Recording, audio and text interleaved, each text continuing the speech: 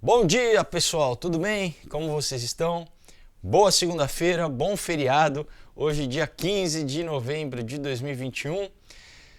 Olha, pessoal, eu tinha falado no último vídeo que eu ia fazer um apanhado, das últimas semanas hoje, mas como tem muita coisa, pessoal, eu viajei, os vídeos que ficaram rolando aqui, mas eu fiquei um tempo, descansando, que eu precisava também. Então, assim, eu tô recapitulando, tem muito material, então assim, ao longo da semana eu vou postar esse vídeo, porque tem muita coisa pra gente falar, que aconteceu nessas últimas 2 semanas, vamos dizer quase 3 semanas. Então, hoje eu vou começar, com a leitura do livro O Destino Secreto da América, do Manly P. Hall, tá? Um livro super importante para a gente entender o que o que a galera lá, o que eles almejavam para os Estados Unidos e para a América como um todo, Bom, antes disso, os recadinhos como sempre. Olha só, se você ainda não comprou os meus quadrinhos, pessoal, não perde tempo. Todos são roteiros de cinema super bem feitos que eu adaptei para quadrinho. Então você lê como se estivesse vendo um filme, tá? Contrato grandes artistas, todos de primeira qualidade, pessoal. Então a gente tem o Aurora e o Caos, que faz parte de uma trilogia que agora em dezembro, tá? Já mês que vem vai ser o lançamento do Ômega, fecha a trilogia, falando sobre tudo isso aqui que a gente fala no canal há muito tempo, tá? O Ômega, o Aurora eu lancei em 2015, tá? Para vocês terem uma ideia. Então 7 anos depois a gente fecha a trilogia. Teoria da Conspiração, Sociedades Secretas, Nova Ordem Mundial. Se você quiser entender o que está acontecendo hoje no mundo, leia. Claro que tudo isso com personagens incríveis, com muita aventura, muita ação. Knock Me Out, aqui uma homenagem aos filmes dos anos 80 de superação, com trilha sonora, tá? Tem uma trilha sonora no Spotify, então você literalmente está lendo e está ouvindo a música igual um filme, igual uma trilha sonora. Demais, pessoal. Se passa no mundo do MMA, mas a gente aborda muita coisa, tá? Superação, então, homenagem ao Rock, Karate Kid, Grande Dragão Branco, sobre arte, sobre luta, sobre vida, sobre amor, sobre romance, uma história muito legal. Um outro dia, uma história que eu ganhei um prêmio do Ministério da Cultura, que também aborda tudo que o jovem tem que lidar hoje em dia, tem que enfrentar. Pessoal, questão de droga, tá? Abuso sexual, política, lacração. Uma história mais vista com um panorama metafísico. Ele encontra a morte e ele tem que, o personagem principal, ele tem que revisitar o passado em todos os momentos decisivos da vida dele. Uma história muito, muito legal. E fechando aqui, Comunhão, tá? Olha só, grandão, formato europeu, que sobre como enfrentar o mal real e sobreviver, não perder esperança. Muita ação, aqui a bicho pega, aventura, decapitação, correria, mas sempre com uma mensagem de redenção no final. Então, pessoal, olha aí, você já quer dar um super presente de Natal, não perde tempo. Como você faz? Não é pela Amazon, é diretamente comigo, através dos links que eu vou deixar aqui embaixo na caixa de descrição. Do meu Instagram, @Felipe_Fogosi, da página do Aurora HQ no Facebook, ou então pelo e-mail, tá? Se você não tem redes sociais, entre em contato pelo e-mail que está aqui embaixo. Eu mando autografado para vocês, todos os estados do Brasil, outros países também. Chega tranquilamente, só infelizmente, por enquanto, a Austrália aqui, não tá, eles não estão recebendo nada. Os outros países todos chegam direitinho, tá? Então, corre, entre em contato já, peço o seu combo para você ler, dar de presente, vai ser demais. Muito bem, pessoal, vamos começar. Então, assim, eu já falei várias vezes aqui sobre o Manly P. Hall, já li trechos do livro que eu tenho aqui para vocês, do Secret Teachings of All Ages, os ensinamentos secretos de todas as eras, enfim. Ele era um maçom grau 33, um filósofo maçom, considerado nos Estados Unidos o maçom mais importante do século passado e o mais público, vamos dizer assim, o que mais falava, meio abertamente da questão da maçonaria. Claro que está ligado a todas as escolas de mistério, muito o que a teosofia fala. Ele mesmo chega a citar Madame Blavatsky, porque ela também, na verdade, fazia só uma recapitulação, de tudo que era ensinado na gnose, pessoal, nas escolas de mistério, desde da pitagórica, enfim. Então, esse livro é muito interessante porque Ele, né, esse livro aqui é de 1944, tá? Mas daí ele teve uma segunda edição em 1972, tá? E essa aqui, essa é a quinta impressão de 1991, tá? Então é publicada pela Filosofia de Pesquisa, Sociedade de Pesquisa Filosófica, tá lá em Los Angeles, né, a sede. Então aqui, bom, na capa a gente já vê, né, várias Vesica Piscis, né, que são, a gente sabe do significado, né? Então aqui, né, o Francis Bacon, a Estátua da Liberdade, que na verdade é Ishtar, né? Astarote e tal. E aqui, né, o Annus Coeptis, né? O selo maçônico, né, da nota do dólar. Bom, vamos começar então. Deixa eu pegar aqui para vocês. Muito bem. Olha aqui, logo no primeiro capítulo ele diz assim: um problema maior, né, e um grande desafio é como estabelecer a nova ordem mundial de uma ética firmemente estabelecida na fundação do idealismo democrático. Tá? Então ele já começa falando em como estabelecer esta nova ordem mundial. A gente já tem falado muito sobre essa questão, né, do que eles mesmos dizem que é essa nova ordem. Claro que tem um significado espiritual para os maçons, por exemplo, que tem toda uma questão com o rito de Osíris, né? Eu acho que aqui no livro, eu acho que ele vai tocar nesse assunto, mas vamos dizer assim, num âmbito mais político, né? É o comunismo, pessoal, né? Como a gente já leu nos livros, se você assista aí nos vídeos que eu já gravei, dos livros do H.G. Wells, né, A Conspiração Aberta e A Nova Ordem Mundial, onde ele fala claramente que, primeiro, é uma nova religião, tá? Porque traz uma ética, traz uma moral, então é estabelecer um novo modo de agir na sociedade, de conduta para a população, então, né, de ideologia, de pensamento. Então é o comunismo, né, mundial, e onde não tem, obviamente, religião, né? Eles têm que acabar com o cristianismo. É uma religião secular, vamos dizer assim, né? Então é isso que a gente já está vendo sendo implementado. Eles falavam isso, né, no século passado, e porque eles estavam no processo de implementação. E hoje a gente está ainda, né? Mas estamos, vamos dizer, nos estágios finais aí, né? Desse comunismo totalitário final que, né, para quem acompanha o canal sabe, por exemplo, o que o Fórum Econômico Mundial diz, que até 2030 ninguém vai ter nada e todo mundo vai ser feliz, né? Ninguém vai acabar a propriedade privada. E isso, escatologicamente falando, é basicamente a implementação do sistema da besta, do governo do anticristo, né? Então, ele diz isso. Então, basicamente o desafio deles é implementar essa nova sociedade, tá? Isso é o que eles têm feito durante séculos, tá? Então ele continua dizendo aqui, mas, né, aqui tem um novo e encorajador elemento presente, né, na maioria das recomendações dos experts atuais, né, dos dias de hoje. Isso ele fala naquela época. Eles estão reconhecendo a necessidade de conceber um mundo como uma única estrutura interdependente.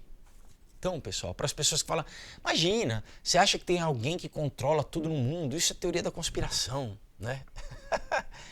Eu falo, olha, você individualmente não faz planos para a sua vida? Você. Um condomínio de um prédio, né, não faz reunião para decidir o que vai ser feito. Uma empresa não tem, né, um conselho administrativo que determine estratégias, né, da empresa, os planos, né, de curto, médio e longo prazo de uma empresa. Uma cidade, um país. Então, você acha que as coisas acontecem assim do nada, pessoal? Você acha que não existe?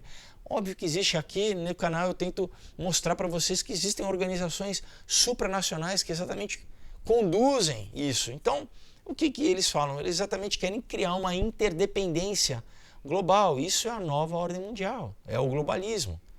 Isso muito através do quê? Principalmente de dinheiro. Você controla a economia, né? Você controla a forma de produção, de troca, né? E isso vai tudo junto, né? O consumo de bens, alimentos, moradia, tudo isso está englobado, né, pessoal? Então, eles estão falando que é a necessidade da gente criar uma estrutura interdependente. E, pessoal, a gente está passando por essa implementação. Eles querem que isso aconteça até 2030. Quais são, né, as desculpas para mudar a sociedade? Então a gente já está vendo. Primeiro é o Coronga e o grande agora que eles estão, né, lá, estavam em Glasgow, né, no Summit lá de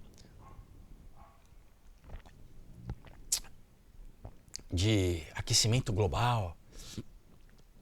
Por quê? Qual é a desculpa? A gente vai reduzir, a gente vai controlar o consumo. Por quê? Porque para a gente salvar o planeta. Né? Interessante, foi no dia 31 de outubro, né? Dia de Halloween, dia dos mortos. Foi o dia da abertura do negócio, né? Ele continua dizendo assim, mesmo assim, mesmo eles reconhecendo a necessidade de uma unidade dos interesses humanos, as suas recomendações são para a perpetuação de uma política econômica altamente competitiva, na qual, se for consistentemente aplicada, irá levar um mundo para o término de todas as guerras e discórdias. É isso que eles vendem, né? Esse é o peixe que eles vendem. Agora, no momento, é a questão climática, né? Mas a implementação, por exemplo, da ONU foi exatamente para isso, né? Vai ser um organismo internacional para acabar com todas as guerras, né? Como se depois, né, não houvesse nenhuma guerra, né? Tudo bem, não houve uma guerra mundial, mas pessoal, o que tem de conflito simultâneo aí ao mesmo tempo.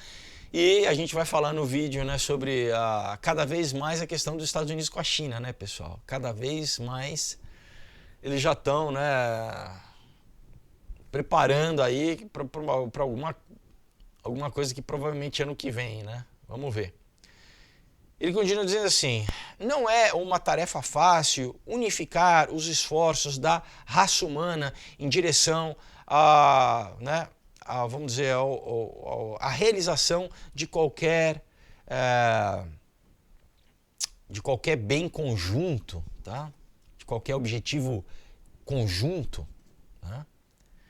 Então, novamente, a gente já, pessoal, nas primeiras páginas, ele já está falando que o objetivo é um governo global. É unificar, é uma nova Torre de Babel, né? É retornar a um governo controlado por uma elite. Obviamente sempre tem uma hierarquia, pessoal, né? A gente vê os países soviéticos, socialistas, comunistas, né? Todo mundo é igual na base, na fome, né? Na miséria. Aí a miséria alcança todos, mas tem a elite, né, pessoal? E da elite você tem, né, sempre o cabeça, né? Você sempre tem o Lenin, o Stalin, o Mao Tse Tung, né? O Xi Jinping, né? O Fidel Castro, o Maduro, sempre, né? Ele continua dizendo assim, olha, uma clara e completa declaração do propósito mundial é exigido, é requerido. Né? Um sonho, né, mundial, né, grande o suficiente para inspirar a unidade desse esforço global. Tá? Então, de novo, está vendendo peixe, né? Um sonho global, né? Eu sempre gosto de ver como eles usam a linguagem, né? Então, sempre, né, floreando, olha que bonito, né? Vamos inspirar, é o sonho global da utopia, né? Da utopia do mundo, né, sem Deus, né? Desse estado totalitário. Daí ele continua dizendo assim, olha, Pitágoras, Platão, Aristóteles, Buda, Jesus e Maomé estão entre os grandes nomes gravados na história. Primeiro, né, colocar Jesus no mesmo parágrafo que Pitágoras, Platão e Aristóteles, primeiro é um absurdo, né? Na verdade, com todos, com Buda e Maomé, porque nenhum ressuscitou. Jesus ressuscitou e Jesus é Deus. Todos eram homens, todos morreram. E Pitágoras, Platão e Aristóteles eram filósofos, né? Então, você vê com a questão da maçonaria, né?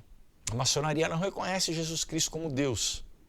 É um mestre, né? É um grande nome, né, na história. Ele continua, mas não né, normalmente considerado, mas não são normalmente considerados os homens que carregavam esses nomes como líderes do governo ou sociólogos, né? Eles são, né, considerados como filósofos, sábios, visionários e místicos, das quais doutrinas não têm nenhuma aplicação política na civilização industrial. Está falando então para os leitores dele da época, de 1944, que hoje cabe para a gente. Então, está falando para essa sociedade contemporânea atual, né, pós-revolução industrial, esses nomes não são considerados como líderes governamentais, né? Ou sociólogos. Quer dizer, não dá para a gente pegar os ensinamentos deles e aplicar, né, de uma forma, com uma metodologia para os dias de hoje, né? Que nos dias de hoje, pós-iluminismo, pós-reducionismo, né? Onde o homem vê tudo pela lente, né, racionalista e reducionista. Então, né, que a sociedade atual só coloca eles na categoria de místicos e filósofos e tal, né? Ele continua a dizer assim, mesmo assim, né, homens como Platão e Buda, que continuam né, exercitar a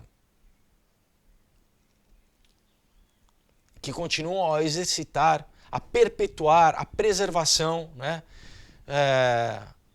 de assuntos, aqui ele coloca mortais, né? Olha só. E ele não cita Jesus, né? Então ele fala para ele, né, Platão e Buda são pessoas que exercem uma força importantíssima, né, em assuntos morais e éticos que, né, decidem vida e morte, vamos dizer, em direção à perpetuação e preservação, né, de um Estado civilizado para todas as nações. Então, segundo Melin-Pirrol, os ensinamentos de Buda e por exemplo, de Platão, são a base da sociedade, que preserva ainda a sociedade, né, em assuntos que decidem vida e morte, né, e preservam, né, os estados civilizados. Não cita Jesus, né? Então ele continua dizendo assim, todos os grandes líderes de tempos antigos perceberam e ensinaram que o estabelecimento de um estado permanente, de uma paz permanente entre as nações depende sobre vamos dizer, a liberação de ideais humanos, mas através de um treinamento propriamente aplicado e de uma disciplina de mentes capazes a interpretar esses ideais em termos do bem comum, tá? Então, claro que aqui ele faz uma referência ao Platão, a questão do príncipe filósofo, né? Que o Platão, por exemplo, né, em República, ele diz que a melhor forma de governo não é a democracia, mas sim, né, a tirania, onde, né, os líderes, os príncipes filósofos, né, a elite capaz de controlar a massa, né, esses propriamente treinados e com as mentes disciplinadas, capazes de interpretar esses ideais, né? Então não é para a população, né? Ao contrário, a gente quer que a população fique ignorante, fique ali, né, no pão e circo e tal, né? Isso... A população não tem que ser treinada e não tem que ter sua mente disciplinada para ser capaz de interpretar os ideais, né? Interessante que o cristianismo é o contrário, o cristianismo é para todos, né, pessoal? O cristianismo é aberto para todos, né? Ele continua dizendo assim: a democracia mundial era o sonho secreto dos grandes filósofos clássicos.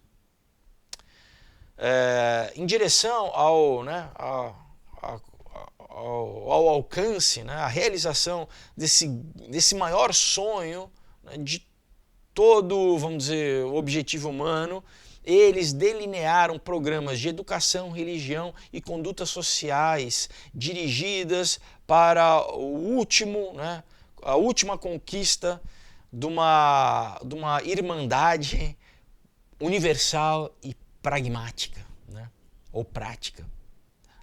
Uma irmandade, né? Tudo isso aqui é linguagem maçônica, tá, pessoal?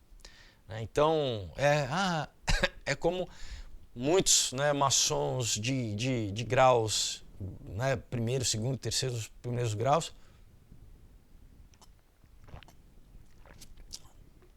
eles falam: nossa, mas isso aqui é uma coisa muito boa, porque a gente está indo em direção à irmandade humana, fraternal, né?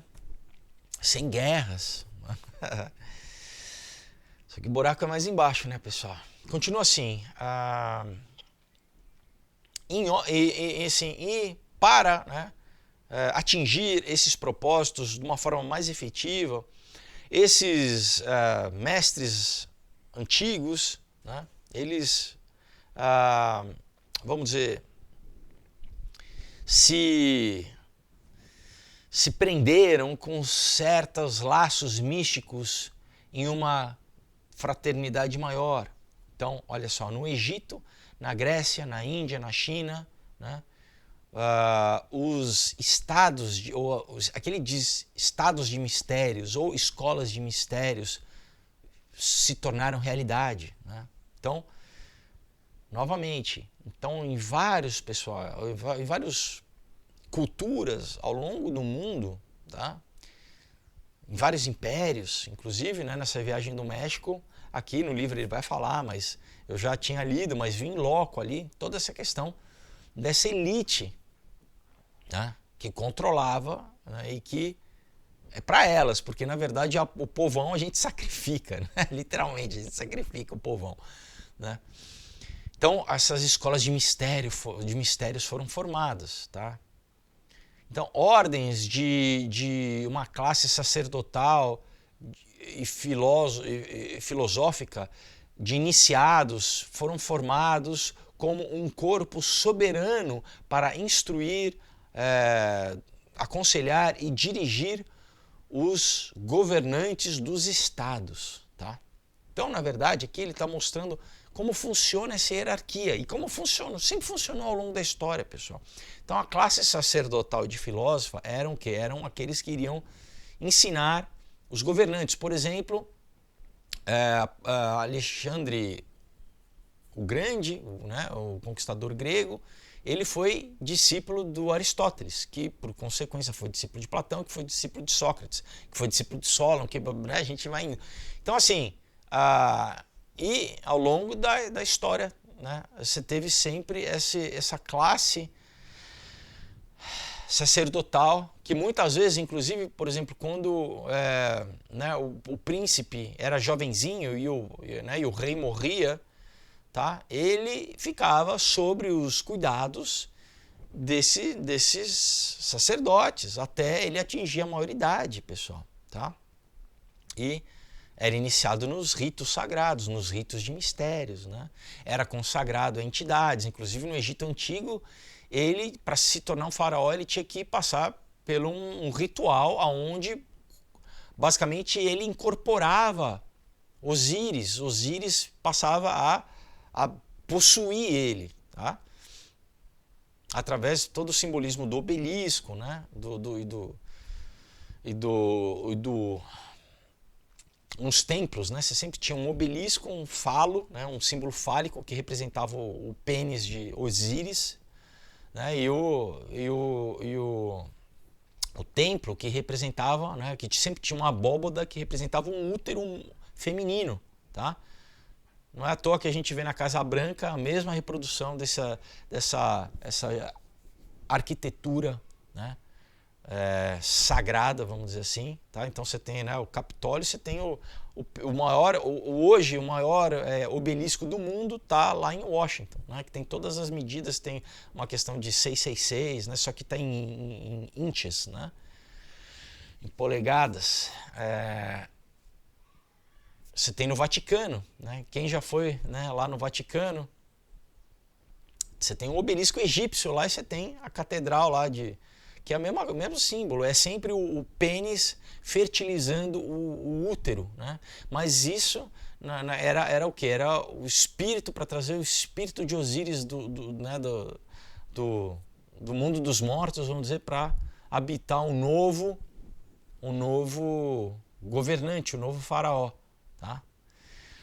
Ele continua aqui dizendo assim, bom, eu falei isso antes, aqui ele diz assim, olha, milhares de anos atrás, no Egito, essas ordens místicas estavam conscientes da existência do hemisfério ocidental das Américas, tá?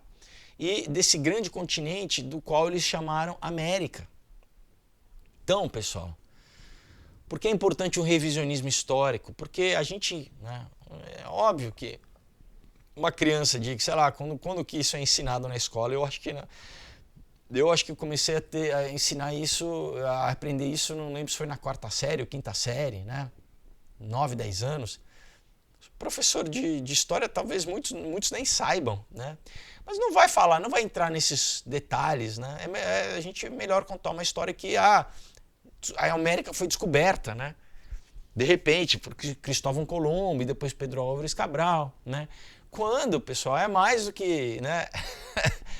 Todo mundo sabe que os fenícios vinham para o Brasil. Você tem, né, pintura rupestre no Piauí, você tem inclusive na Pedra da Gávea, né? Você tinha ânforas romanas foram encontradas quando foi construída ali a Ponte Rio-Niterói. Então, o pessoal vinha aqui há muito tempo, né? O Thor Heyerdahl, aquele que eu tive no museu dele lá em Oslo, na Noruega, que fez a expedição com Tiki, né? Provando que a Polinésia tinha sido colonizada por pessoas aqui da América, cruzando o Pacífico em jangada. Ele teve uma outra expedição chamada Ra, onde ele cruzou o Atlântico, pessoal, né? Então, os vikings vinham para cá, vinham para os Estados Unidos, lá na região norte, né? Então, pessoal, né, aqui há muito tempo, eles já sabiam que, obviamente, existia, né, um continente do outro lado do Atlântico, tá? Então, continua dizendo assim, a corajosa resolução foi feita foi tomada de que o continente ocidental, né, seria transformado no lugar de um império filosófico. Bem quando isso foi feito, é impossível agora dizer exatamente quando, né, essa decisão, mas certamente que essa decisão foi alcançada antes do tempo de Platão, antes da época que Platão tinha vivido, né?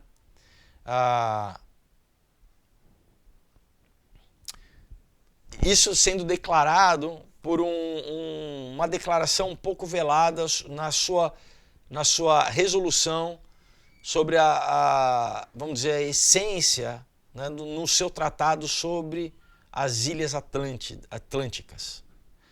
Então, um dos mais antigos ideais humanos, né, é esse sonho de uma democracia universal e uma cooperação entre todas as nações num Commonwealth, né, numa unidade de estados. Tá? De novo, isso aqui remonta a tempos pré-diluvianos, né, o que a Bíblia chama. Então, ele citou um pouco aqui do Platão, porque mais na frente eu lembro que ele fala exatamente sobre Platão, né? Ele deixa claro, escrito a questão desse império global que foi Atlântida, né? E ele vai falar, e eu vi também logo lá no México, toda a questão desses descendentes, né, que quando, enfim, houve ali um cataclisma natural, né, está ligado com, né, a última era glacial, com o degelo, o último, né, degelo, que o nível do mar cresceu muito, e exatamente ali no meio do Atlântico você tem uma cordilheira, onde hoje são as Ilhas Canárias, né, os Açores, tá? E que então houve uma dispersão para os dois lados. Tá? Imagina uma ilha, então uma parte dos atlantes foram ali para o norte da África e foram até o Egito, ou também foram até, né, as Ilhas Britânicas ali, tá? E outros foram para o outro lado. Tá? Então aquilo, né, aqui, imagina um desastre natural, as pessoas fugiram para, né, para onde podiam. Então, né, foi literalmente uma dispersão para os dois lados. Por isso que a gente vê tantas semelhanças nas culturas, né? Tanto egípcia, por exemplo, quanto, né, maia, asteca, questão de pirâmides, bababá. Bom, vamos continuar aqui. Então, ele novamente falando do quê? Sobre estabelecer um novo governo global, né? Uma nova Torre de Babel, né? Uma nova língua, um novo governo, uma nova moeda, uma nova religião unificada, né?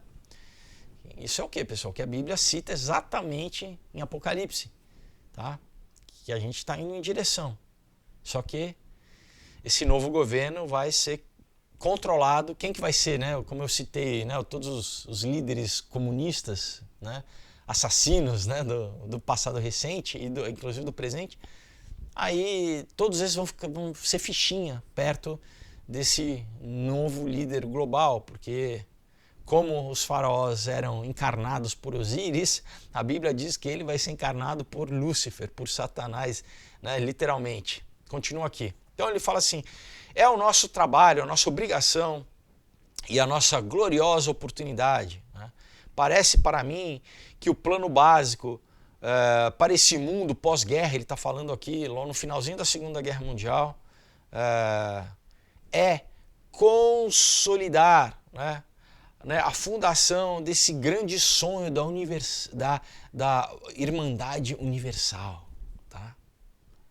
Então, pessoal, o que foi implementado logo, né, logo como consequência da Segunda Guerra?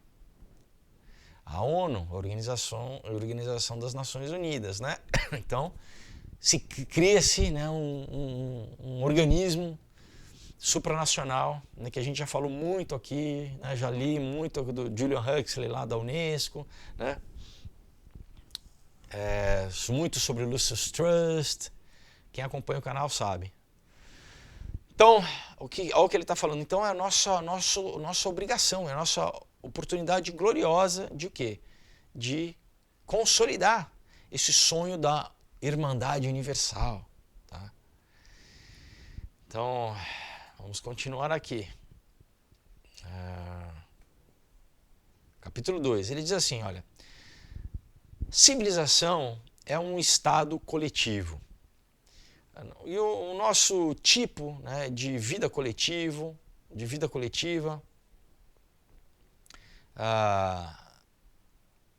o isolamento é prejudicial, esse tipo de vida isolada, basicamente ele está fazendo um eufemismo para nacionalismo, é um detrimento para si mesmo e uma ameaça para todos os outros.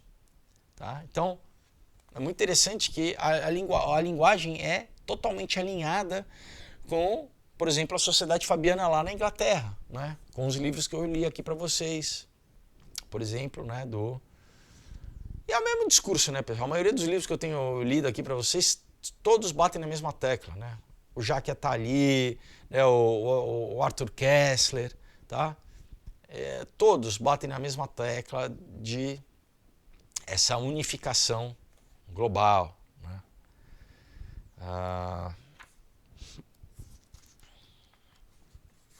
Vou pegar aqui. Então, capítulo 3 ele diz assim, né? Essa viagem oceânica, né, em direção ao oeste para o paraíso terrestre. Tá? Então, ele diz assim, desde as descrições de Plutarco, né, sobre sobre as viagens, que o nosso grande continente ocidental, o nosso grande hemisfério ocidental podia ser calculado, tá? E ele já era visitado pelos gregos antigos. Eles não somente alcançaram as nossas praias, mas exploraram também a área dos Grandes Lagos. Isso ele está falando nos Estados Unidos, né? A área ali do Michigan, né? Onde tem o Chicago, os Grandes Lagos ali, onde também vai para o Canadá. Então ele está falando aqui, ó, né? Eles não vieram só aqui para as, né? Não chegaram só no litoral, eles entraram. Inclusive, pessoal, eu tive a oportunidade de estar lá no Grand Canyon, né? Que é enorme, é gigantesco. E tem muitos relatos, inclusive artigos de jornal do século XIX, tá? Que você tinha, inclusive nomes, tá? Você tem muitas cavernas ali que foram nomes dados a faraós, tá? Você falou, hã? Porque tem relatos de templos, tá? Egípcios dentro do Grand Canyon, tá? Nas cavernas, salões todos decorados com hieroglifos e tudo mais que são proibidos, né? Você tem, claro, que foi criado, né, um organismo ali nacional para o quê? Controlar a entrada dos parques nacionais, então você não tem acesso, você só pode ficar em certas trilhas, é proibida a visitação, tá? Então ele continua dizendo assim, olha, debaixo de um fino, né, véu de simbolismo, eles são perpetuados na mitologia sobre o seu conhecimento da nossa terra. Né, ele está falando da nossa terra, Estados Unidos, o continente, né, americano, as Américas, nas quais eles são chamados de abençoados, tá? Essa área era, antigamente, vamos dizer, colocada à parte para as próximas gerações no grande experimento humano da unidade democrática global, tá? Então, o que ele está falando? Ele está falando assim que desde a época de Plutarco, pessoal, né, essas escolas de mistério sabiam muito bem dessa área que a gente vive aqui, do continente ocidental americano, mas que para eles, ele fala assim, não, tem um tempo, vai ter um tempo específico para a colonização dessa época, tá? Quando a gente estiver caminhando em direção ao nosso sonho de um governo global. Isso, pessoal, milênios atrás, 2, 3 mil anos atrás, tá? Ele continua dizendo assim, então os antigos gregos, eles tinham muito mais conhecimento sobre geografia do que a opinião popular atual indica, ou do que é ensinado na história, né, nas classes, né? E por que não é ensinado para o povo, pessoal? Porque eles mesmos seguram a informação. Lembra, eles falam, não, isso aqui é escola de mistérios. A gente não fala, não abre isso para a população. A população não tem que saber o que a gente, quais são os nossos planos, o que a gente quer, como a gente conduz a sociedade, como a gente quer conduzir a humanidade.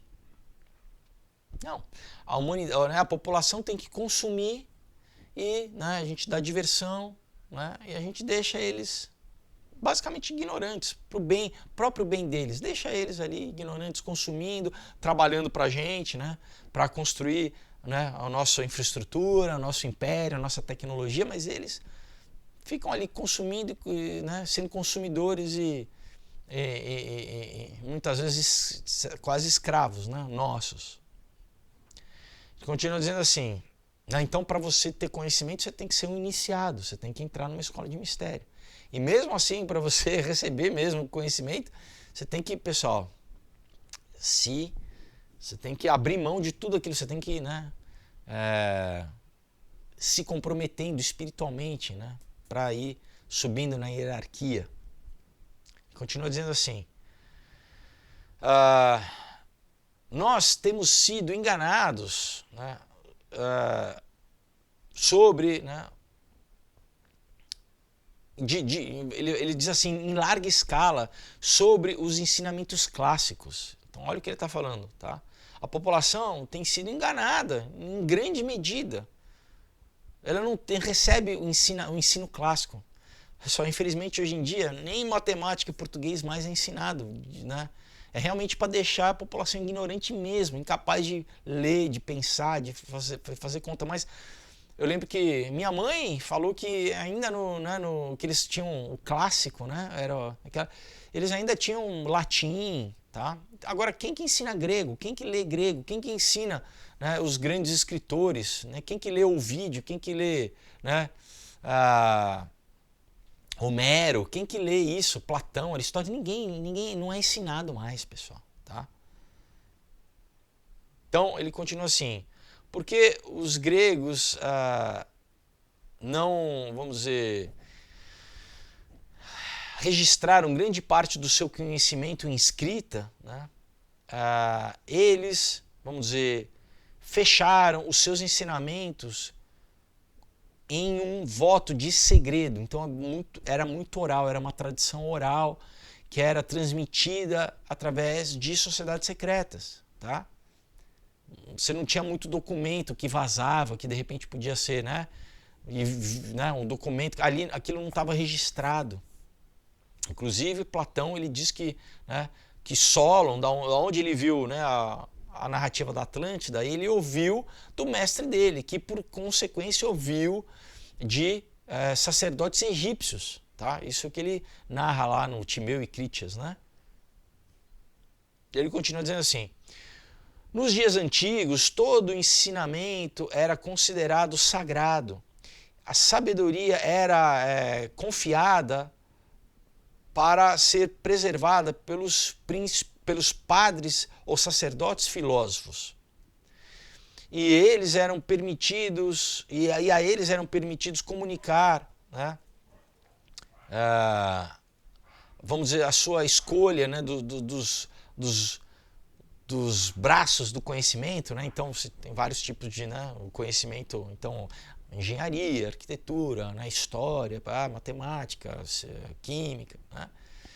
Então somente para os seus pupilos, vamos dizer, certificadamente, vamos dizer, iniciados, tá?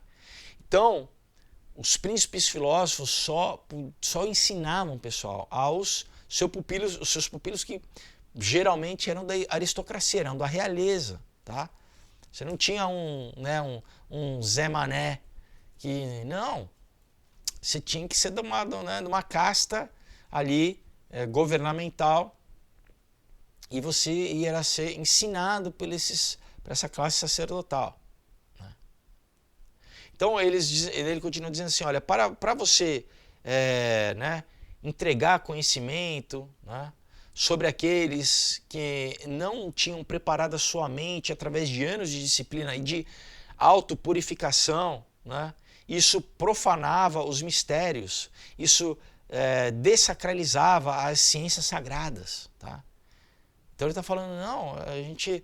É o quê? Você tinha que iniciar, era um processo longo. Eu falei para vocês aqui, por exemplo, na escola pitagórica, tá? Que a gente na escola só é ensinado o teorema de Pitágoras, mas ninguém fala quem foi Pitágoras, blá, blá. Era uma escola de esotérica, de mistério, pessoal, de ocultismo. Tá? E na verdade o teorema de Pitágoras era muito mais antigo, né? Já tem registro que os babilônios, 1000 anos antes de Pitágoras, já conheciam a equação, né, do teorema de Pitágoras de trigonometria e tal. Então sempre pessoal, isso era mantido em segredo, isso não era pro povão, tá? Então ele fala, ó, isso a gente né, profanar os mistérios sagrados. Como eu falei, então 5 anos, os caras tinham que ficar 5 anos para entrar na escola pitagórica, tá? O cara realmente tinha que querer, né? Devoto, né? Sacerdotal, sacrifício, autodisciplina, muitas vezes, inclusive, né, derramamento de sangue, né, se cortavam, enfim, algumas coisas até sexuais, enfim, né, algumas coisas até envolviam homossexualismo, iniciação do mestre né, a gente vê isso na tradição afro, né, tem muita coisa disso também, enfim. Então, o que ele basicamente resume aqui, que esse conhecimento, não era aberto, pessoal, não era fácil de se né? Isso era o que era para uma elite, era concentrado, tá? Continua dizendo aqui, olha, não pode haver dúvida de que a existência de um grande continente como o hemisfério ocidental era conhecido dos gregos antigos, tá? Ele fala categoricamente, ó, não existe dúvida de que... Aí você fala, mas por que me ensinaram? Por que nunca me ensinaram isso? De novo, pessoal. Tá? Isso não é para revelar que existe, né? uma hierarquia de poder muito antiga que determina, né? Ah, não, então é chegado o momento agora da gente colonizar aquele ocidente. Não, vamos esperar, tem um tempo. Porque uma questão puxa a outra, né? Você fala, mas por que esperar? Quer dizer, né? Então existe um plano, né? Existe um plano? Existe. Né? Mas isso quem sabe, né? Isso eles guardam para eles guardam para a elite. Tá? Porque senão, como que a gente vai controlar a massa? Né? É isso, deixa a massa na ignorância. As coisas acontecem, a gente obedece. Né? Continua assim. Ele continua dizendo assim, e também dos egípcios e dos chineses. Tá? Então, não é nada menos do que idiotice pensar que os antigos não tinham barcos suficiente capazes de navegar grandes oceanos. Tá? Isso é verdade. Pessoal, eu tive a felicidade de viajar bastante. Você vai em museu, você vê, né, barcos enormes, pessoal. Barcos enormes, capazes de... A tecnologia eles tinham muito bem de cruzar o oceano.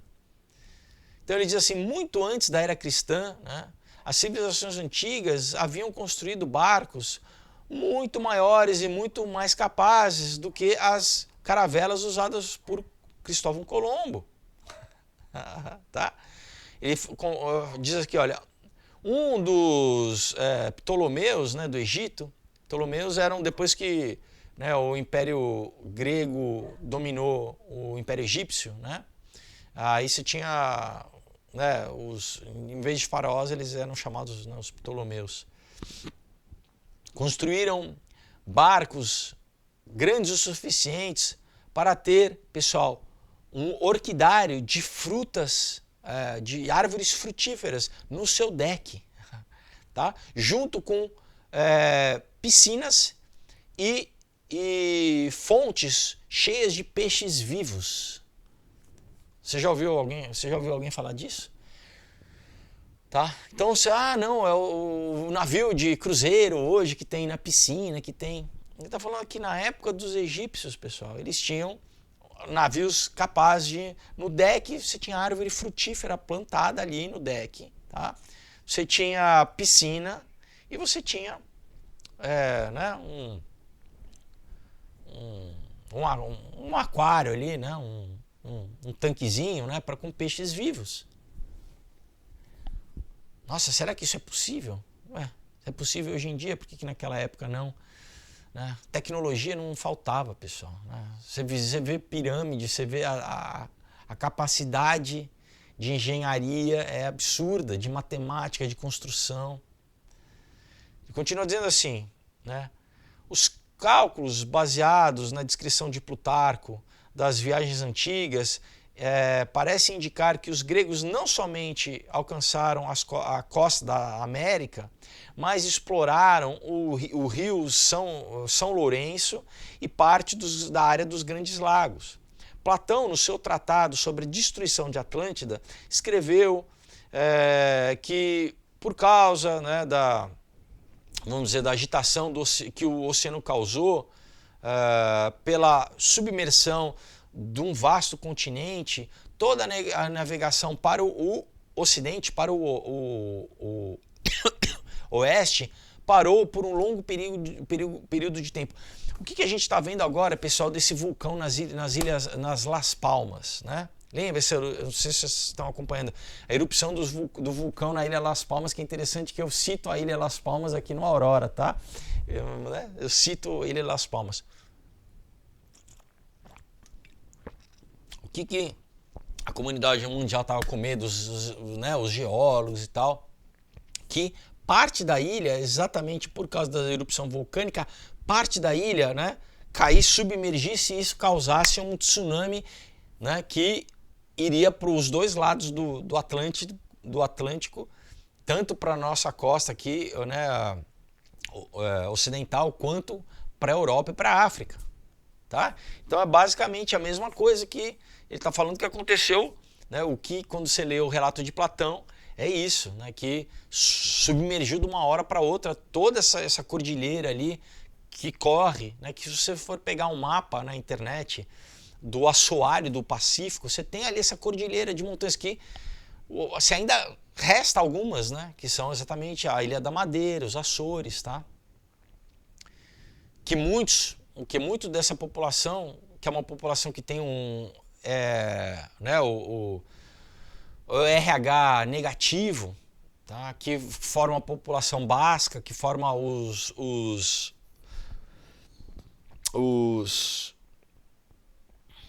no norte ali da Tunísia, né? No norte do Marrocos, os berberes, tá? São todos pessoal caucasianos, tá? Olho claro, né? Ruivos, tá? Também na população lá da Irlanda, tá? A cultura galesa, tá? Os galeses, que tem o mesmo dialeto, a mesma fonética dos fenícios, tá? Todos o que? Ruivos. Você tem no Egito, pessoal, a gente acha que os faraós, né, os filmes são retratados como os egípcios de hoje em dia, os árabes de pele escura. Não, eles eram caucasianos, eles eram ruivos de olhos claros. Tá? Eles, né, eu tive ali no Museu do Cairo, você vê todas nas máscaras, as máscaras fúnebres, né? Todos com os olhos eram todos azuis, com lapilázuli, tá? E as múmias ruivas, tá? Eles eram caucasianos. Maomé era ruivo, né? Também no museu ali em Istambul, você tem, né, pelas barbas do profeta, aquela história, você vê, tem ali um tubinho como é o fio da barba do Maomé é ruivo. Por isso que uma tradição também do norte da África, né, e de parte, chegando até um pouco dos países árabes, é o que? Os homens tingirem suas barbas de vermelho, com rena, o seu cabelo de vermelho. Por quê? Para ficarem parecidos com ruivos. Tá? Bom, eu fiz aqui um parênteses, né? Vamos continuar. Então ele diz assim, os antigos acreditavam que a Terra era rodeada, né, por uma esfera de constelações e eles, vamos dizer, estabeleciam para cada país um grupo de estrelas sobre aquela área, né, do país. Então, basicamente, como que cada constelação regia aquela terra, né, aquele pedaço de terra. Isso também na Bíblia a gente lê com outros olhos, né, quando, enfim, no esoterismo também, né, porque nos esotéricos, né, cada constelação também é referência a uma mônada espiritual, né, a uma hierarquia espiritual, né, que a Bíblia chama de anjos caídos, né? Então lembra com Daniel quando ele fala, quando ele jejuou e daí Gabriel vem e fala, olha, eu ouvi a sua oração desde o começo, mas eu estava sendo resistido pelo príncipe da Pérsia, né? Então o que? Uma entidade que, vamos dizer, dominava aquela região da Pérsia, tá? Que daí ele fala, mas daí Miguel veio, né, lutar contra o príncipe da Pérsia, né, para eu poder vir aqui. Então a gente entende que existe uma luta espiritual, pessoal, né? O apóstolo Paulo fala isso, né, que existem dominadores, né? Quando a gente vai ler no original, no grego é archon, né? São seres espirituais, entidades espirituais, né? Claro que Jesus venceu a todos, né, na cruz. A gente continua aqui. Então, vamos dizer aqui, ele diz assim, no documento preservado dos escritos de Aratus de Soli, né, o nome do cara, Aratus de Soli, Soli é do lugar, né? Então, a constelação da águia, né, que abre as suas asas através do continente americano, tá? A serpente, ela gira o seu, né, gira em si mesma, vamos dizer assim, ela faz aquela espiral sobre o México e a América Central. E ele continua dizendo assim, e o dragão flutua sobre os céus do Japão e da China. É interessante que não é à toa que esses países, muitos têm esses símbolos, né? A águia nos Estados Unidos. Daí você fala, é simplesmente um animal? Não, pessoal, é um simbolismo da constelação que aquele animal representa. Então, né, a serpente no México, né, e o dragão na China e no Japão, né? Não é à toa que essas culturas exatamente é representada essa questão, né? Ele continua dizendo assim, talvez o Sir Edward Landseer não estava muito errado quando ele declarou que os símbolos das nações e os emblemas particulares para os seus brasões e as suas, vamos dizer,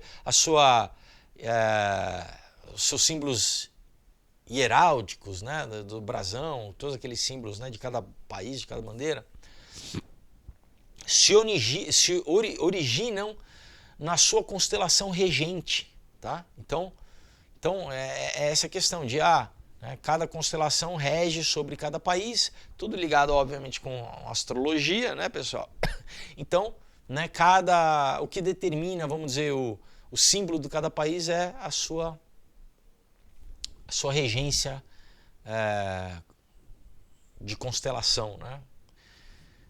Então ele continua dizendo assim,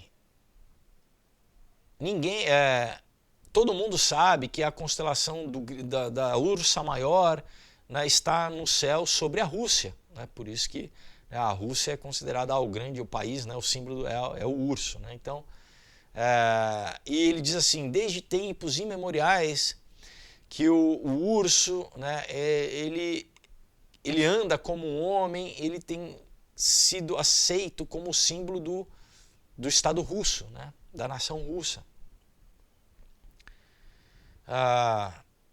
Então ele fala assim, então de várias formas nós descobrimos indicações de que as raças antigas eram mais sábias do que nós pensamos e de que eles têm e daquilo que nós temos chamados de descobertas são realmente, na verdade, são redescobertas, tá? Então, o descobrimento da América, na verdade, não é um descobrimento nenhum, é um redescobrimento. Quando a gente se aprofunda mais ainda, né, a gente sabe que Cristóvão Colombo ele era judeu, tem toda uma coisa, uma ligação da diáspora, né, dos judeus, quando Isabela lá, né, o reino espanhol expulsou os judeus da Espanha, de Portugal, tá? Enfim, tem toda uma questão ali, ele era cabalista, enfim, tem toda uma questão oculta também que não é contada pra gente na escola, né?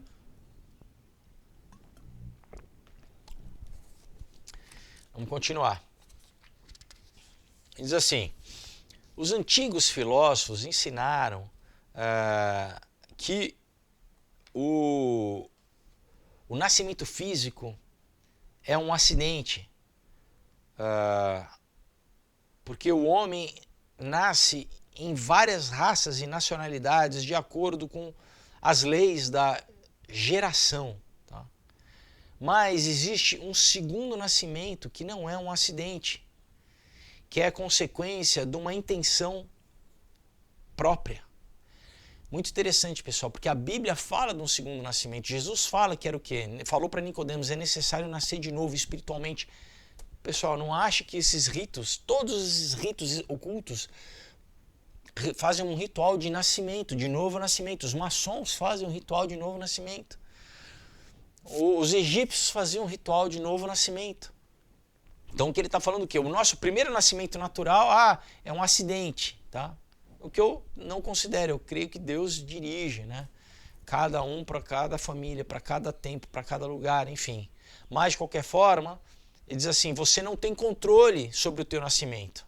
Né? Cada homem não tem controle na família que ele nasce, no lugar que ele nasce. Agora, ele diz assim, mas existe um controle sobre o segundo nascimento. Tá? Aonde você, que depende de você. Né? Então ele fala que existe um segundo nascimento, mas que não é um acidente. É consequência de uma intenção. Tá? Que pode ser, no cristianismo, você entregar sua vida para Jesus Cristo, né? E nascer do Espírito Santo, ou nas escolas de mistério, através de ritualística. Tá? Ele continua dizendo assim, esse segundo nascimento do homem, ele nasce da inteligência iluminada. Olha só, é o quê? É a luz de Lúcifer. Tá? Por isso que a gente liga todo ao Illuminati, toda essa questão da... Né? A iluminação da mente, aonde o homem atinge a apoteose, o status de Deus, através da iluminação dos seus olhos. É exatamente que, pessoal, como que Adão e Eva foram tentados, né? Em Gênesis, como que fala? Como que a serpente tentou Eva? Falou, olha, não escuta o que Deus falou, se você comer da árvore do conhecimento, né? Se você comer do fruto do conhecimento, os seus olhos vão se abrir, você não vai morrer, você vai chegar na imortalidade e você vai ser igual a Deus. O que a tecnologia do Vale do Silício quer? Não, então, através da tecnologia, a gente vai ser eterno, a gente não vai morrer mais. Né? Jeff Bezos está... Toda hora eu falo para vocês aqui essa notícia de... Vamos ser imortal, vamos... Né? Tudo isso está conectado, pessoal. Ao longo da história, tá?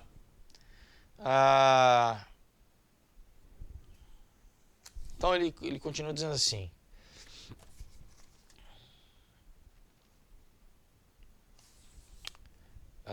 então, né, o segundo nascimento do homem, né, ele nasce da iluminação da inteligência, né, além da sua nação, né, da sua nacionalidade, além da raça, né, a raça na qual ele pertence, e para uma nação internacional e uma raça internacional. Tá? É o que? É a Irmandade Maçônica. Então é o que ele fala que dentro da maçonaria todos os homens são verdadeiramente iguais. Não importa de onde, né? Tem escola maçônica no mundo inteiro, pessoal. Então, negro, asiático, caucasiano, né? Oriente Médio.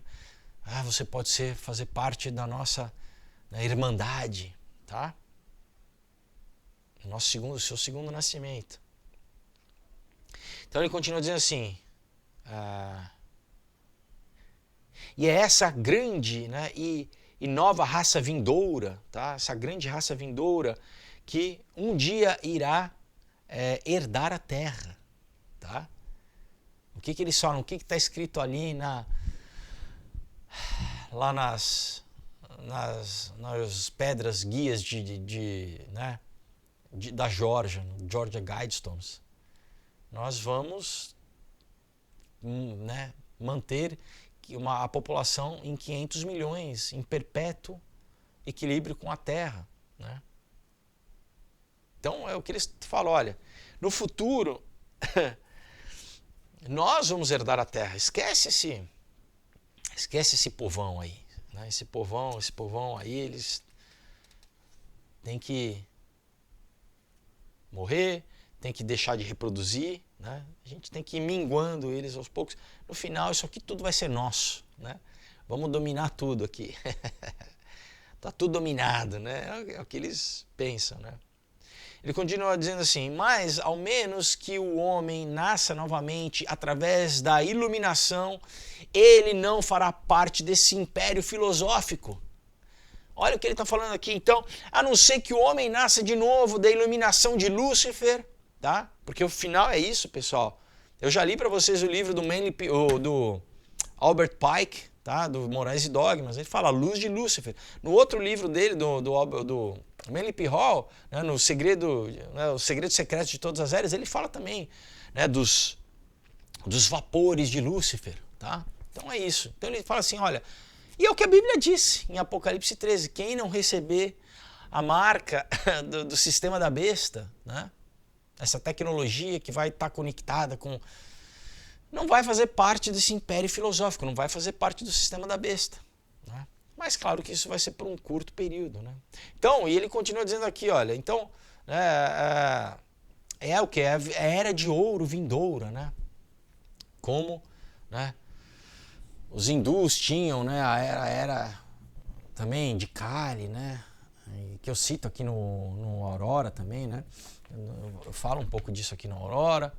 E que os gregos tinham, né? Então as eras também, né? De ouro, de prata, de bronze, de ferro, né? Então que nós estamos indo em direção novamente ao ciclo, né? Da era de ouro, né? Na precisão dos equinócios e tal. Eu cito isso bastante no Aurora. Eles acreditam literalmente nisso, né? Então, vamos continuar aqui. Ele diz assim, quando Solon, né, de Atenas, visitou o egípcio, ele foi conduzido por sacerdotes para um rio subterrâneo, onde ele via duas colunas, onde estavam escritas leis dadas de tempos antigos para o governo das nações, não feitos pelo homem, mas pela vontade da eterna natureza. Duas tábuas? Não tem uma semelhança com o que a gente lê na Bíblia sobre Moisés recebendo duas tábuas das leis, né?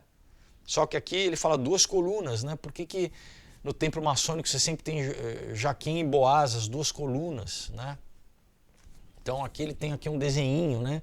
Meio que representando essa viagem do Solon, né? Nesse rio subterrâneo onde ele encontrava essas duas colunas onde estavam escritos as leis, né, dados muito anteriores, né? Ele não fala foi de quem, ele fala foi dada pela vontade da eterna natureza, né? Continua dizendo assim, olha, dívida tem sido um fardo comum através das eras, né? E até hoje a estrutura completa do nosso modelo econômico moderno no mundo é construído sobre esse fundamento, vamos dizer, né, frágil, de notas pagáveis, tá? E de notas recebidas. Muito tempo atrás, né, os juros consumia, né, o seu próprio capital, né? E nós éramos, vamos dizer, normalmente, né, vivíamos, né, vamos dizer, do resultado das nossas dívidas. Então é interessante que agora ele está falando aqui de sistema monetário, né, pessoal? Ele está falando aqui, então, comumente naquela época, né, as pessoas viviam, haviam pessoas que viviam o quê? Do lucro de outras pessoas, vamos dizer, dos juros de outras pessoas. Então isso é uma forma o quê? De exploração, né?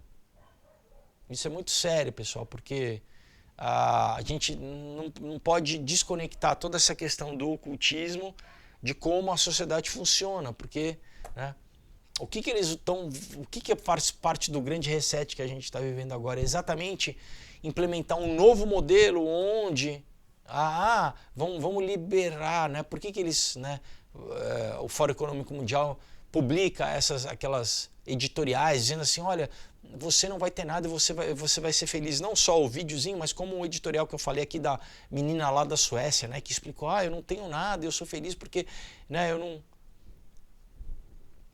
Mas você não tem nada, você é literalmente como um escravo. O escravo não tinha nada. O escravo só consumia aquilo que era dado pelo seu, né, dono, ou depois do seu senhor feudal, tá? Você não tinha liberdade. É literalmente, pessoal, você não tem liberdade de nada, de consumir, não. Tudo é dado pelo Estado. Então ele fala, para a gente conseguir sair dessa questão da dívida e da exploração, que é controlada por quem? Quem que pratica usura, né? São os banqueiros, né? Então, para eles a solução é o comunismo global, tá? Continua dizendo assim, então Solon, investigando a tragédia, né, Então ele está falando um pouco aqui dessa estrutura aqui, pessoal, de novo, não é hoje, não é novo, né, o sistema econômico que a gente vive é muito antigo, tá? Então ele fala, Solon investigando a tragédia, né, basicamente do aluguel, tá? Da dívida, né, relacionada com propriedade. Ele fez diversas descobertas interessantes que iriam mudar o curso da economia humana. Então ele fala assim, quando agricultores pobres eles penhoravam as suas terras para famílias ricas em estados vizinhos, né, e as suas dívidas não eram pagas, os ricos, né, latifundiários moviam, tá, as suas pedras que delimitavam a marcação do seu terreno, né, para incluir, né, a propriedade das pessoas que deviam. Tá? E que, então, os antigos proprietários, na verdade, se tornavam inquilinos. Esses inquilinos eram obrigados a pagar 1/6 da sua produção pelo privilégio de poder trabalhar no solo, né? E aqueles que falhavam, né, eles acabavam se tornando escravos. Tá? Então, e esse era o processo, né, de endividamento da população. Então, né, hoje a gente nasce e você vê, então os terrenos já são... Mas imagina, pessoal, numa época em que, né, você, por exemplo, né, você tinha muito terreno, você tinha menos população, você chegava num lugar, populações nômades, você começava a plantar. Aí começou, né, se tinha, então, isso, estou tentando resumir aqui, pessoal, um processo muito longo da estabelecimento de, primeiro, cidades-estados, depois, né, estados maiores, impérios e tal. Então, geralmente o quê? Muitas vezes através de força, muitas vezes através de um povo estranho, né? Um povo chegava lá e dominava e falava assim, não, agora você que era proprietário dessa terra, agora você vai trabalhar para mim, né? Senão você vai morrer, então qual que é a escolha, né? Ou você trabalha ou você morre, ou então as pessoas que já viviam, né, naquela sociedade, mas que, de repente, né, acabavam se endividando, é o que a gente vive até hoje, né? Passavam primeiro a sua terra, passava a pertencer ao rei, né? Geralmente era aristocracia, e depois, né, se ele mesmo assim não conseguia pagar a sua própria vida, né? Então ele, não só a terra, depois ele mesmo ficava atrelado e virava escravo, né?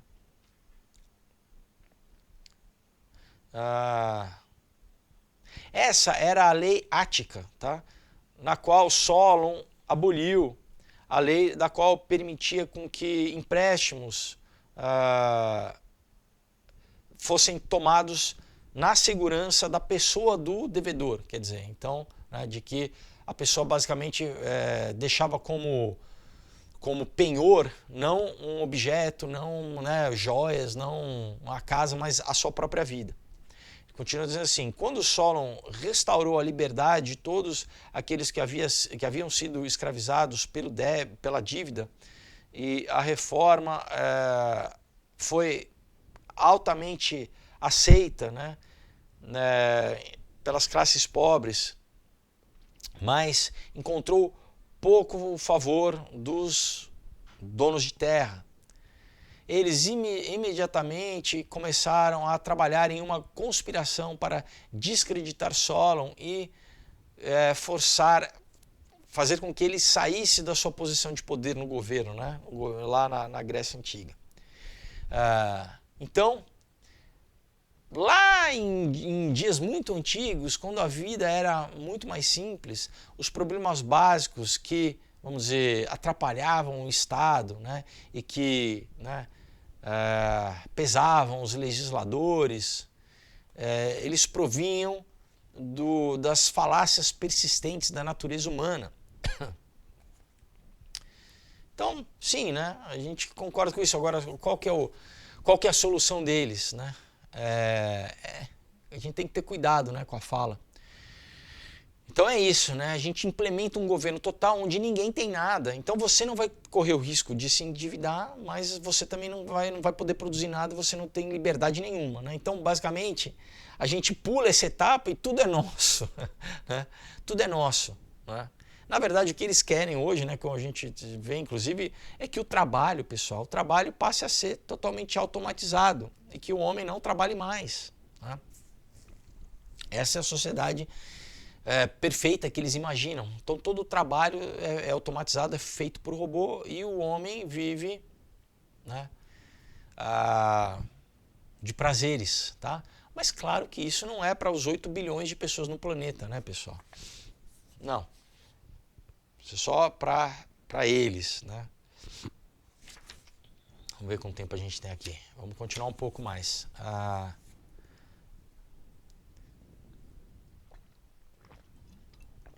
O seu mandato como Arcon, olha só que interessante, é a mesma palavra usada para as entidades espirituais, né?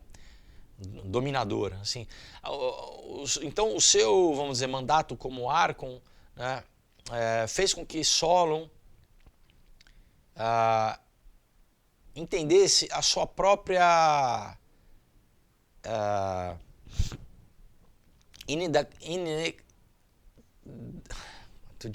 às vezes para traduzir aqui me atrapalha, que ele era inadequado, tá? O seu próprio conflito, vamos dizer assim, né?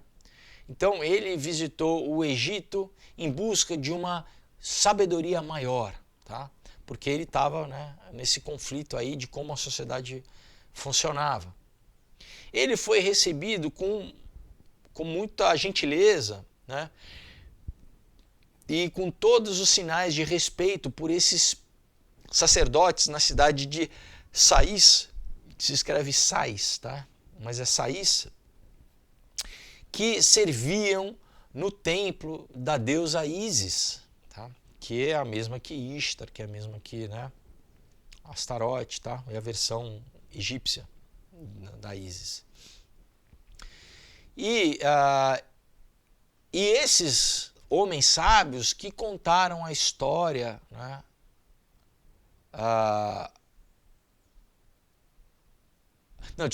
E para esses homens sábios, Solon, né, contou para eles a história do esforço de iluminar os gregos, tá? E de corrigir o mal feito por suas leis. Tá? Aí os padres, né, os sumos sacerdotes lá de Sais, vamos dizer, diz aqui, né, é documentado que eles disseram o seguinte, né? Vocês gregos, né? Vocês são como crianças, tá? Porque na verdade o Império Grego veio depois que o Império Egípcio, né? Então os egípcios, vocês são como crianças, né? Vocês não têm a sabedoria dos deuses, tá? Dos deuses. Sabedoria dos deuses, será que são os Nefilins, né? Como a gente lê lá no livro de Enoque, né? Que deram conhecimento, né, para a humanidade. Então, aqui ele entra mais em detalhes sobre o que ele falou lá no comecinho do capítulo. Então, uma noite os sacerdotes de Sais levaram Solon através de longos corredores escuros do templo. Eles desceram, né, escadarias de pedra, né, que eram desgastadas com a idade. Olha isso, pessoal, isso a gente está falando de, sei lá, quantos mil anos atrás, então já era antigo naquela época, tá? E iluminado somente com tochas flamejantes, tá? E eles chegaram até câmeras subterrâneas escavadas na própria rocha. Tá? Através dessas câmeras corria um rio, né? E os sacerdotes disseram que aquele rio fazia parte, vamos dizer, era, na verdade, o Nilo Sagrado, que fluía do Egito através do mundo inferior para as águas dos campos dos imortais, tá? Na margem, né, desse rio subterrâneo, um pequeno barco negro estava aguardando, né? E os homens que remavam esse barco eram cegos, tá? Interessante que tem, né, depois a gente tem relatos parecidos, né, com o rio Styx, né, nos gregos, né? Depois até, né, em Portugal você tem, né, o alto da barca, né? Enfim, como as coisas ao longo das épocas as histórias vão se propagando, né? Então, continua dizendo assim, então acompanhado pelo né, o sumo sacerdote, né, e por aqueles que seguravam as tochas, Solon então foi conduzido através dessas águas escuras, tá? E o barco parou nas margens de uma pequena ilha, bem dentro, né, da terra, tá? E a luz dessas tochas, né, elas iluminaram duas altas colunas que brilhavam e que pareciam ser feitas de um estranho metal, tá? Cobertos de escritos de uma linguagem desconhecida. Isso parece coisa aqui do Stargate, né? Parece coisa de... Mas aí que tá, eram alienígenas ou eram entidades, né? Ou as duas são a mesma coisa, né? São anjos caídos, são nefilins, né? Então, o sumo sacerdote, né, apontando a sua vara de ferro, né, de ouro, desculpa, né, a sua vara de ouro para os pilares, explicou os mistérios para o Solon, né, embasbacado. Essas colunas, né, o sumo sacerdote diziam, foram colocados naquela ilha, né, debaixo do solo, pessoal, milhares de anos atrás, tá? Milhares de anos atrás. Por um povo perdido que sumiu para sempre da terra. Então, basicamente, pessoal, o que essas sociedades secretas mantêm? O que agora, né, eles estão tentando trazer ao público? De que é isso, eles têm feito um soft disclosure através da mídia, através, né, do cinema, através de quadrinhos, através da cultura, o quê? Não, nós são alienígenas, são os nossos, né, são os seres que nos...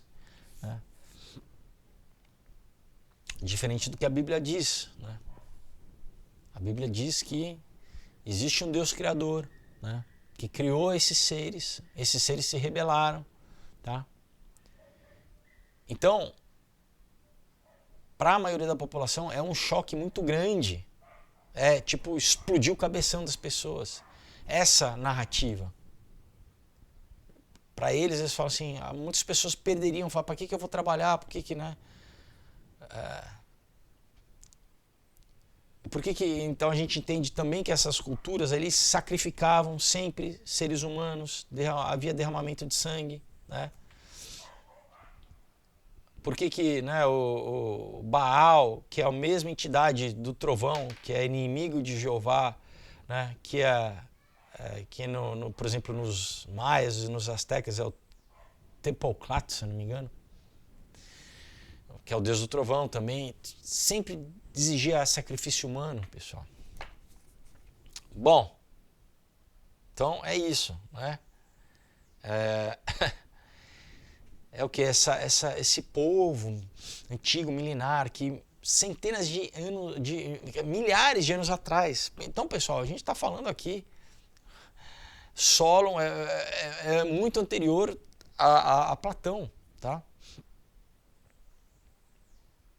Quer dizer, né, naquela época já, né, Platão que ouviu de Solon, na verdade, Platão, acho que Solon ensinou a Sócrates e Sócrates ensinou a Platão, se não me engano, né?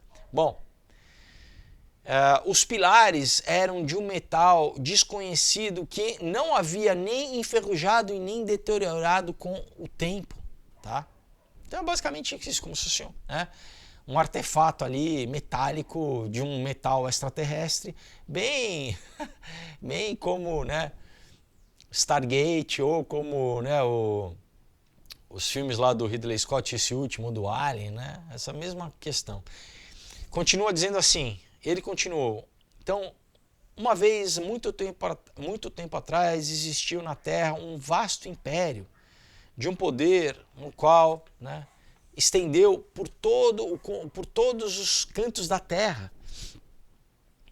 E grandes frotas de navios mercantes navegavam 7 mares e trouxeram, né, a sua riqueza para suas cidades fabulosas através do portão de ouro, do Golden Gate.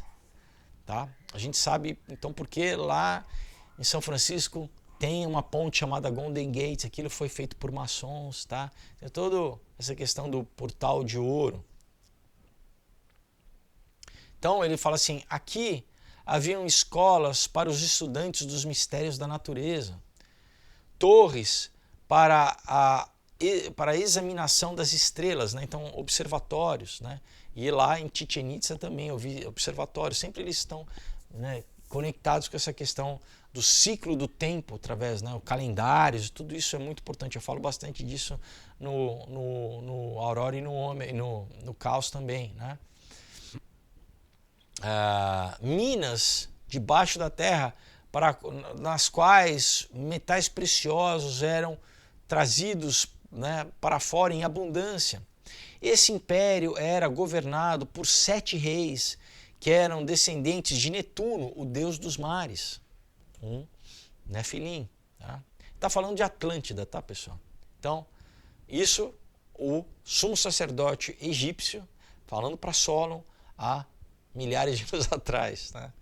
E ele continua assim, então veio o dia fatal no qual os 7 reis das ilhas do oeste, em desobediência das leis dos deuses, resolveram conquistar toda a terra. E por causa disso, né, que começou uma guerra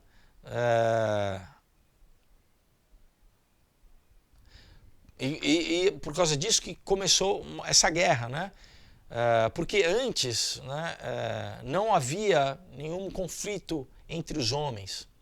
E esses 7 homens lideraram um exército contra os antigos gregos e invadiram toda a Europa, né, vindos com grandes navios do ocidente, do oeste, né? Então Atlântida, né, resolveu dominar, né, e entrou em guerra por exemplo, com os gregos antigos, né, mais antigos do que da época de Solon. Então,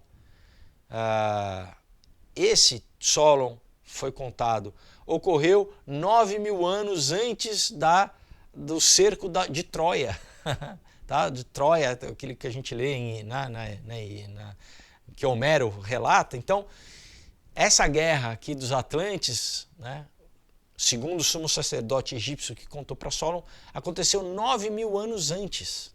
Então, pessoal, né, a cultura, né, só tem 5.000 anos de cultura. Tudo isso, pessoal, é balela. Por quê? Porque essa história aqui não é para ser contada para nós. A gente não tem que ficar sabendo disso, tá? Ele continua aqui dizendo assim, então os deuses estavam bravos porque os 7 reis, né, declararam guerra. Então eles causaram que a terra, né, houvessem terremotos e as grandes ilhas do oeste desaparecessem dentro do mar, né, colapsassem dentro do mar. Então em uma só noite, 60 milhões de seres humanos morreram porque eles desobedeceram às leis dos céus. Olha isso, pessoal. Então, ele está, segundo falando, que em uma só noite, né, com um grande terremoto, 60 milhões de pessoas que viviam, né, esse arquipélago, vamos dizer, no centro do Oceano Atlântico, né, morreram porque desobedeceram às leis dos céus. Então, que tecnologia é essa, né, que promove abalo sísmico, né? Bom, com o tempo, até mesmo o nome do Império Atlântico foi esquecido. E isso foi feito porque aqueles que desobedeceram os deuses deveriam desaparecer da memória da humanidade, né? Independente da sua riqueza e do seu poder. E aí, né, o sumo sacerdote continua: por essas antigas colunas nós conseguimos ler as leis que nos foram dadas desde tempos antigos para o governo das nações. Essas leis não foram feitas por homens, mas são a vontade da eterna natureza. Sobre essas leis sobrevivem os estados, né, que devem ser construídos. Ao se, vamos dizer, ao se, né, afastar dessas leis é o mesmo que morrer. Tá? E assim pereceram as nações do mundo antigo. Tá? Então, pessoal, ele está falando aqui o que a Bíblia diz do dilúvio, né? O que a Bíblia diz do dilúvio? O que várias né, culturas relatam sobre o dilúvio? Tá? Só que aqui, claro que a gente está tendo, né, a narrativa maçônica, né, que é ligada a essas escolas todas de mistério, né?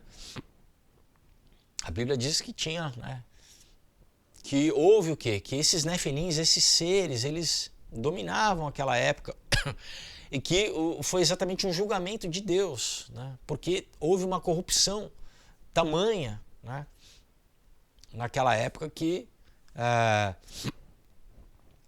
Deus julgou, né? Deus julgou essa civilização antiga. E o que essas escolas todas de mistérios fazem? Eles preservam e buscam conhecimentos dessa época. É o que? É a nova ordem mundial, né? É exatamente restabelecer isso, pessoal. Esse novo império global, baseado em tecnologia. Por isso que a gente está vendo esse avanço exponencial em tecnologia, pessoal. Tá? Continua aqui, vamos continuar. Então, quando Solon retornou à Grécia, era sua intenção de trazer essa história do Império Atlântico e desenvolver, né, escrever um grande poema épico.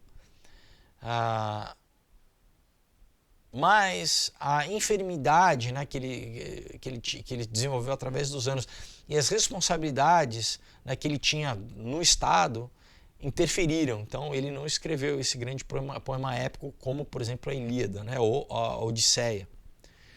Ao invés disso, Solon, né, contou a sua história em completude, né, ele contou a história com todos os detalhes para o seu amigo próximo, Dropes, o nome do cara, tá? Que, né, por sua vez, recitou essa história para o seu filho Critias, né, que é o nome de um dos livros onde Platão, né, Timeu e Critias, né, E aí fala, no seu 90º aniversário, olha só, né, quando Critias fez 90 anos, Critias comunicou a narrativa para o seu neto, né, que tinha o mesmo nome, que depois se tornou o discípulo de Sócrates. Então, está contando aqui, né, como que oralmente essa história foi passando de geração para geração para geração até chegar a Sócrates. Tá? Então, dessa forma, a história da Atlântida perdida finalmente foi incorporada nos diálogos platônicos, como parte das conversas entre o jovem Critias e seu mestre Sócrates. Tá? O diálogo em si mesmo é chamado Critias. Tá?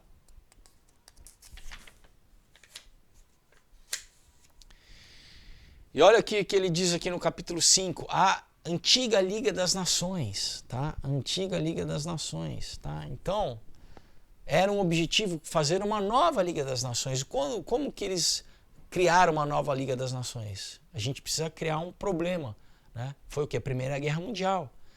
A nova Liga das Nações foi resultado que da Primeira Guerra Mundial, né? Era ainda um organismo suficiente para controlar o mundo inteiro? Não. Eles precisaram de uma segunda guerra para aí estabelecer as Nações Unidas, tá? Aqui ele continua dizendo assim, olha, a descrição da Atlântida perdida foi escrita por Platão. Ela introduz uma liga formada por 10 reis benevolentes que reinavam sobre as nações menores, né? E sobre os 3 grandes continentes da Europa, da Ásia e da África. E que, vamos dizer, juraram, né, obedecer às leis divinas desse grande império. Interessante que o Apocalipse fala o quê, pessoal? Que nos últimos dias serão o quê? 10 reinos, 10 chifres, do qual vão sair 3, e desses 3 vai sair um, que é o anticristo, controlado pelo anticristo. Não é muito interessante? Tá? Então ele continua dizendo assim, essa era a democracia filosófica, na qual todos os homens tinham o direito de se tornarem sábios através da autodisciplina e do auto-melhoramento, vamos dizer assim. Então, atingindo a única aristocracia reconhecida pela lei natural. Né? A história atlântida continua para vamos dizer, conduzir as futuras decisões dos reis, que os reis usariam, né, para unificar o poder e escravizar todos os povos da terra, e a consequente destruição de Atlântida pelo terremoto e por fogo. Interpretado politicamente, essa é a história da quebra de um padrão ideal de governo, tá? Um padrão ideal de governo. Então, basicamente, pessoal, a nova ordem mundial, tudo isso que tem sido promovido através, né, quando a gente lê da Revolução Francesa, que foi feita por maçons, a Revolução Americana, que foi feita por maçons, né, as tentativas de revolução, comunismo, né, todos ligados à escola de mistérios, à maçonaria, né, é o que? Tudo em direção a um governo global, a um novo governo global. E, pessoal, tem se acelerado, a cada século tem se acelerado. E, né, vendo simplesmente pela questão histórica e política, o livro que eu vou ler ainda para vocês, o Tragédia e Esperança, do Carroll Quigley, deixa isso claro. Como o pessoal foi implementado, foi conduzido, como o Albert Pike já falava, né? Vão ser necessárias 3 grandes guerras para a gente implementar esse governo global, né? Onde os iluminados pela luz de Lúcifer vão reinar. É o que eles acreditam piamente. Claro que a gente acredita no que a Bíblia diz, né? Enfim, eu vou parar, eu vou me encerrar hoje aqui, né? Eu acho que é interessante, né? Acho que vocês devem estar gostando, tá? E ele fala o quê? Então, a gente está, ainda falta bastante, mas que a América, especialmente os Estados Unidos, ele iria exercer um papel fundamental na implementação dessa nova ordem mundial. Por isso que está codificado no dólar, está codificado, né, em Washington, né, no layout da cidade, nas ruas, tem toda simbolicamente, pessoal, feita, tá?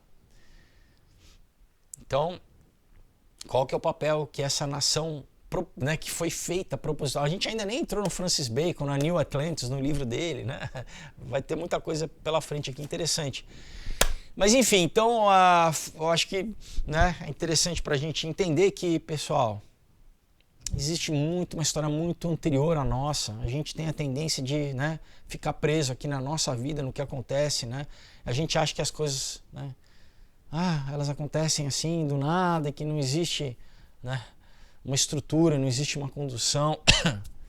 Existe, tá? Existe. Bom, muito disso, novamente, eu falo nos meus livros, tá, pessoal? Muito disso eu falo aqui, que, de novo, né, você pode ler em forma de história, né, em forma com uma ação, com personagens, com emoção, e vale a pena demais. Vou deixar o link aqui para vocês, junto com os links também dos outros canais, né, onde eu falo coisas que não dá para falar no YouTube, como o Rumble e como o Odyssey e o Subscribestar. Então o vídeo que eu vou fazer sobre o apanhado de notícias das últimas semanas, né, eu vou estar anunciando aqui, eu vou estar avisando para vocês quando ele estiver disponível, mas vocês vão poder assistir só no Odyssey, no Rumble e no Subscribestar.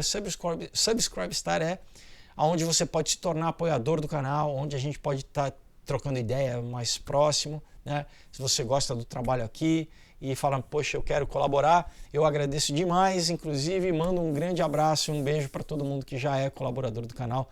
Muito obrigado do Subscribestar. Bom, então é isso, pessoal. A gente vai ter, acho que vários vídeos essa semana, né? Eu não sei que dia exatamente eu vou subir o vídeo sobre o apanhado, mas vai rolar. E eu vou estar postando também mais vídeos sobre essa minha viagem ao México, tá? Sobre muito do que tem, né? Por isso que eu quis também já falar desse livro aqui, que tem muito a ver com o que ele fala, né? Então esses povos aí, né? Que eram grandes impérios, pessoal, tá? Mas tinham muito sacrifício, enfim, né? Não vou dar spoiler aqui, mas também aguarde. E quinta-feira a gente tem nosso vídeo tradicional com uma palavra aí, né, de bíblica, de Deus, de incentivo. Bom, você que ouvindo esse vídeo, né, ficou, nossa, então eles falavam de um segundo nascimento, né?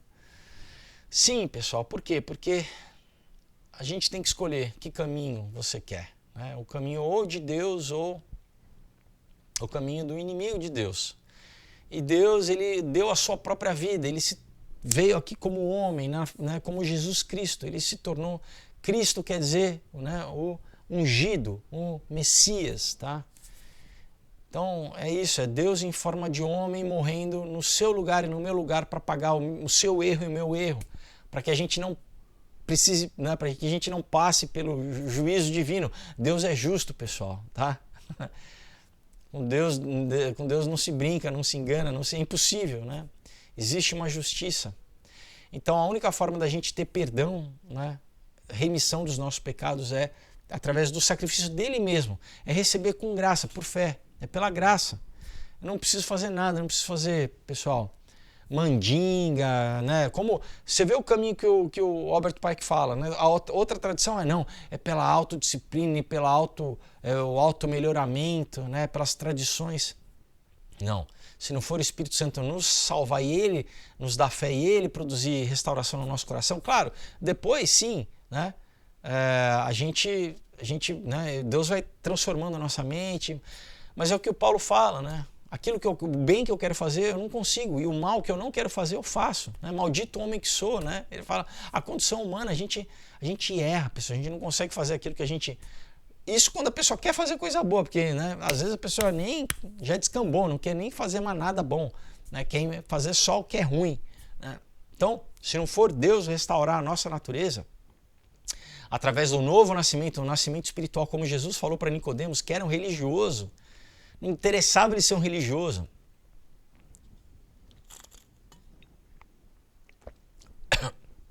Então não adianta a gente falar, eu sou uma pessoa boa, eu trabalho, eu nunca roubei, eu nunca matei, não interessa, pessoal.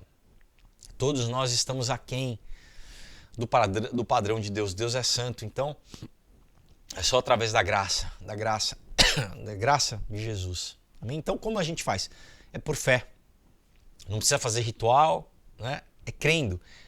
Se a gente confessar com a nossa boca e crer no nosso coração que Jesus Cristo é o Senhor da nossa vida, que Ele morreu e ressuscitou, né? E que com isso a gente tem salvação eterna, nós somos salvos. Desculpa, estou engasgando.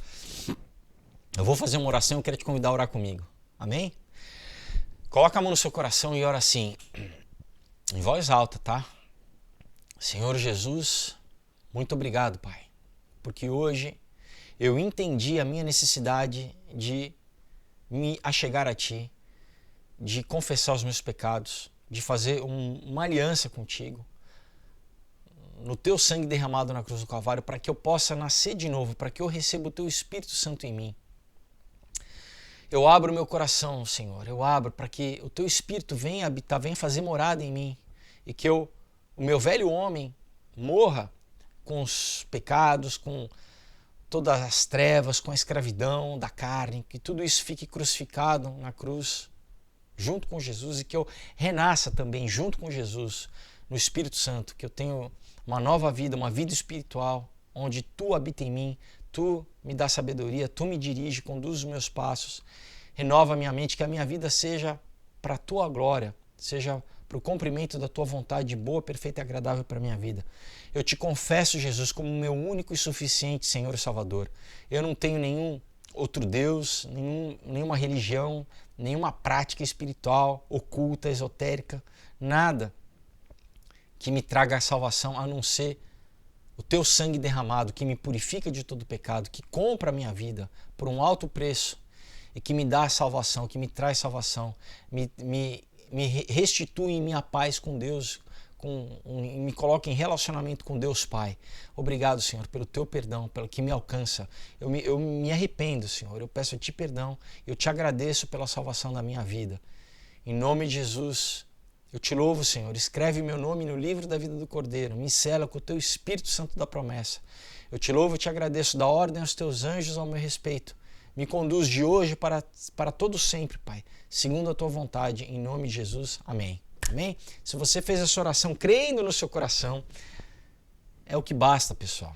Houve um milagre, né? O Espírito Santo habita em você e a Bíblia diz que você passou da morte para a vida. Então, você precisa comprar uma Bíblia, ler esse livro que também é milenar, que enquanto eles escondem a informação, aqui a informação está disponível para você ter comunhão com Deus, você saber qual que é a história da humanidade, tá?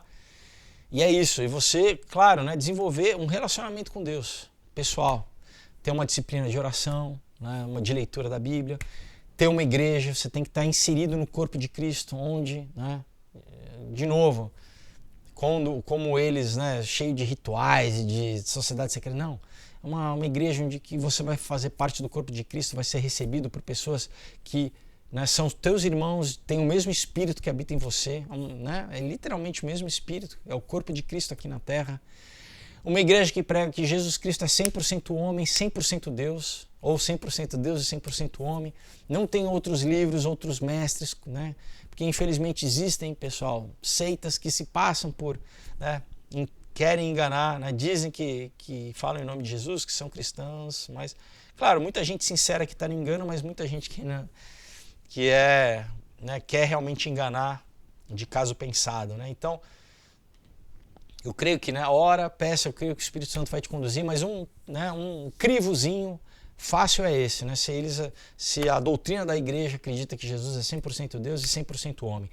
Qualquer coisa além disso, pessoal, agradece, né, e vai, sai, não corre, não fica ali não, vai, busca uma igreja onde a Bíblia é pregada, amém? Então, pessoal, novamente, olha, deixa os quadrinhos aqui para você, tá tudo aqui embaixo na caixa de descrição, manda um e-mail, entre em contato pelo Facebook, pelo Instagram, vai ser um prazer falar com vocês.